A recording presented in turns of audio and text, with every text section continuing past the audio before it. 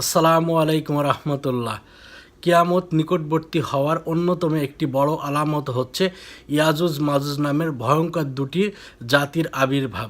আর এই আবির্ভাবের ঘটনাটা ঘটবে ঈসা আলাইহিস সালামের দ্বিতীয়বার পৃথিবীতে প্রত্যাবর্তনের পর।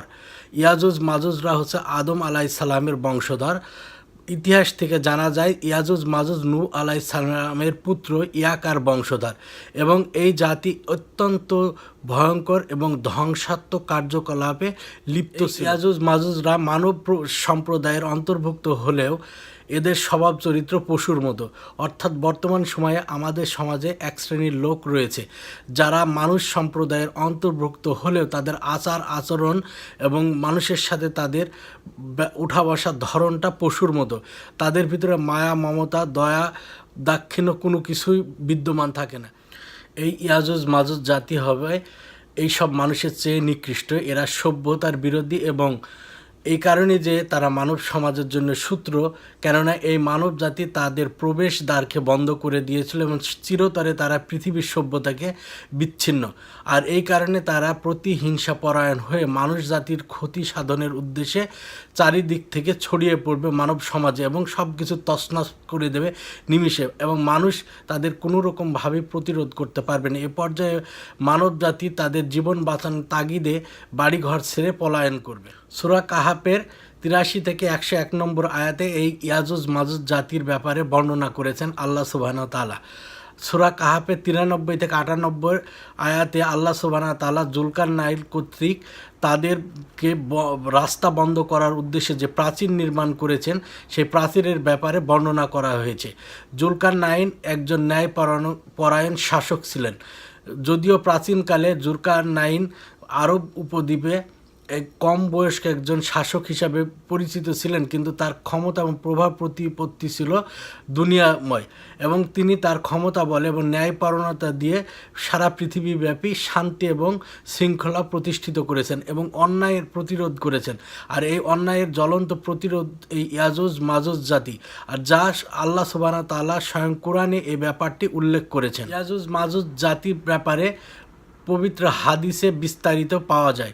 এছাড়া খ্রিস্টানদের ধর্মগ্রন্থ বাইবেলও ইয়াজুজ মাজুজ সম্পর্কে বর্ণনা আছে, যেখানে বলা হয় গগ ম্যাগগ, যেটা ইসলামের বর্ণনার সাথে মিলে যায় এবং এর সাথে কোনো বৈপরীত্য নেই, শুধু নামগত পার্থক্য রয়েছে। হাদিসের বর্ণনা অনুসারে ইয়াজুজ মাজুজরা হচ্ছে আদম আলাইহিস সালামেরই বংশধর এবং নূহ আলাইহিস সালামের পুত্র ইয়াকার বংশধর থেকে আসবে। এরা দেখতে কিছুটা বেটে আবার কিছুটা অতিকায় লম্বা। এদের আকৃতি হবে নাকগুলো চ্যাপ্টা এবং চোখগুলো ছোট ছোট কুতকুতে। এরা অত্যন্ত দুর্ধর্ষ এবং ভয়ঙ্কর হবে, এবং মানব জাতির জন্য এতটাই ভয়ঙ্কর হবে যে তাদের সামনে যা পড়বে তা তারা ধ্বংস করে দেবে।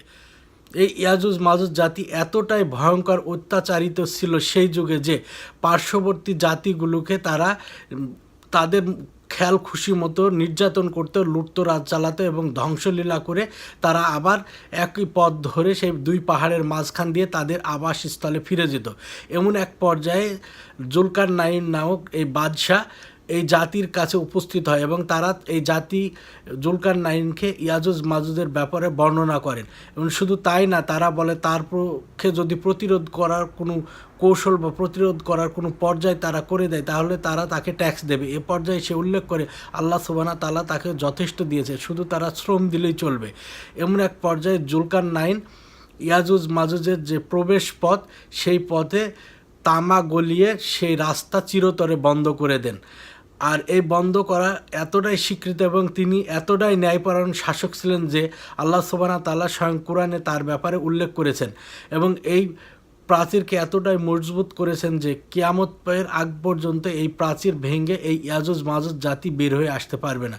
যদিও ইয়াজুজ মাজুজ জাতির ব্যাপারে রাসূলুল্লাহ সাল্লাল্লাহু আলাইহি সাল্লাম বলেছেন, ইয়াজুজ মাজুজ জাতি পৃথিবীর বুকে ফিরিয়ে আসার জন্য এবং মানুষের প্রতি প্রতিশোধ নেওয়ার জন্য প্রতিদিন এসে এই প্রাচীর জেব্বা দিয়ে একটা পর্যায়ে তারা টায়ার্ড হয়ে ফিরে যায় এবং বলে যে কালকে এসে বাকি কাজটা সারবে।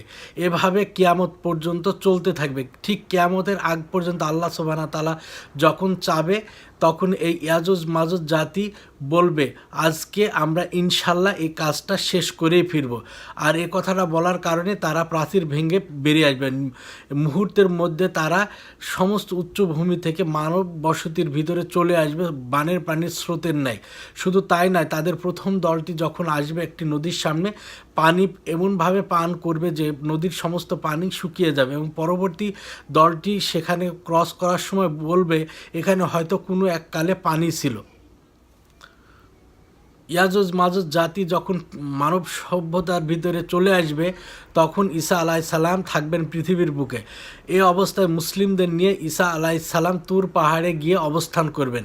এই ইয়াজুজ মাজুজ জাতি মানুষকে ধাওয়া করে বাইতুল মুকাদ্দাসের এক পাহাড়ে গিয়ে উপস্থিত হবেন এবং বলবে যে সমস্ত মানব জাতিকে তারা ধ্বংস করে ফেলেছে, এখন আসমানের অধিবাসীদের তারা ধ্বংস করবে। অর্থাৎ আল্লাহ সুবহানাহু তাআলাকে চ্যালেঞ্জ করে তারা উপরে তীর নিক্ষেপ করবে, আর এই তীরে আল্লাহ সুবহানাহু তাআলা রক্ত মাখিয়ে তাদের কাছে ফিরিয়ে দেবেন এবং এতে বলবেন যে উপরে যে আছে তাকেও তারা হত্যা করেছেন।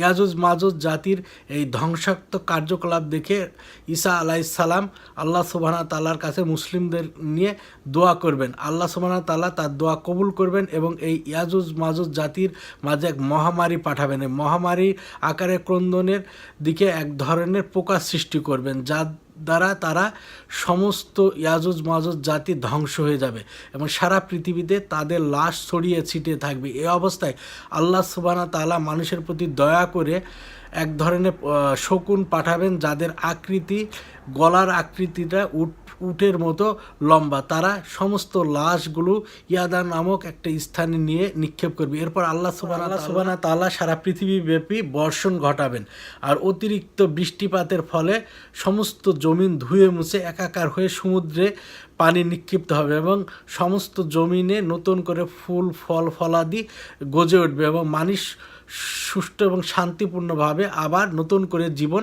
শুরু করবে।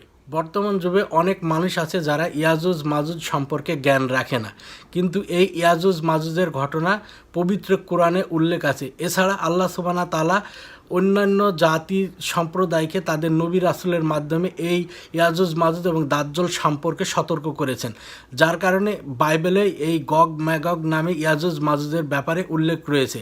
ইয়াজুজ মাজুজ হচ্ছে আল্লাহ সুবহানাহু তাআলার একটি অন্যতম নিদর্শন। মানুষের হেদায়েত এবং মানুষের অন্যায় অবিচারের বিরুদ্ধে আল্লাহ যে বলিষ্ঠ এবং আল্লাহ যে ন্যায়পরায়ণ কোনো শাসক বা ন্যায়পরায়ণ ব্যক্তিদের দ্বারা সমাজ বা পৃথিবীর বুকে শান্তি প্রতিষ্ঠিত করেন, তার উৎকৃষ্ট উদাহরণ হচ্ছে জুলকারনাইন। কারণ জুলকারনাইনের মাধ্যমে এই অন্যায় অবিচার সৃষ্টিকারী জাতিকে প্রতিরোধ করা সম্ভব হয়েছিল, আর এই প্রতিরোধ করা সম্ভবের কারণে মানব সভ্যতা কিন্তু নতুন প্রাণ এবং নতুন রূপে মানব সভ্যতা আজকে এই পর্যায়ে আসতে পারে। অনেকে জুলকারনাইনকে নবী হিসাবে উল্লেখ করেন, কিন্তু কোরআনের কোথাও নবী হিসাবে জুলকারনাইনের ব্যাপারে কোনো বর্ণনা নেই। ইভেন হাদিস শরীফে এ ব্যাপারে নবী হিসাবে উল্লেখের কোনো দলিল পাওয়া যায় না। আসলে জুলকারনাইন ছিলেন একজন ন্যায়পরায়ণ শাসক। শুধু তাই নয়, প্রাচীনকালের আরব উপদ্বীপে তার ব্যাপারে একটা প্রচলন ছিল যে কম বয়স্কে ন্যায়পরায়ণ শাসক হিসাবে তিনি পরিচিতি লাভ করেছিলেন এবং সারা পৃথিবীব্যাপী তিনি শান্তি প্রতিষ্ঠিত করেছিলেন, আর আল্লাহ সুবহানাহু তাআলা তার উপরে অত্যধিক মাত্রায় সন্তুষ্ট ছিলেন। জুলকারনাইন এবং ইয়াজুজ মাজুজের এই ঘটনা মুসলিম এবং বিশ্বাসীদের জন্য অবশ্যই শিক্ষণীয় এবং জানার বিষয় এবং ঈমান আমলের জন্য অত্যন্ত গুরুত্বপূর্ণ। প্রত্যেকটা মুমিন মুসলিমকে এই জুলকারনাইন, দাজ্জাল এবং কিয়ামত, ইহকাল এবং পরকাল সম্পর্কে সঠিক জ্ঞান থাকা উচিত। আর যদি এ ব্যাপারে সঠিক জ্ঞান না থাকে তাহলে ইহকাল এবং পরকালে একজন মুমিন ব্যক্তি আল্লাহর রোশানলে পড়তে পারে এবং ক্ষতিগ্রস্তদের দলে অন্তর্ভুক্ত হতে পারে। হ্যালো দর্শক, যদি আমার আলোচনা আজকে ভালো লেগে থাকে অবশ্যই আপনারা লাইক, কমেন্ট, শেয়ার করবেন। আর আপনারা যারা এখনও আমার চ্যানেলটি সাবস্ক্রাইব করেনি প্লিজ আমার সাথে থাকতে চ্যানেলটি সাবস্ক্রাইব করুন এবং পাশে থাকা বেল আইকনটি প্রেস করে রাখুন। আসসালামু আলাইকুম ওয়া রাহমাতুল্লাহি ওয়া বারাকাতুহু।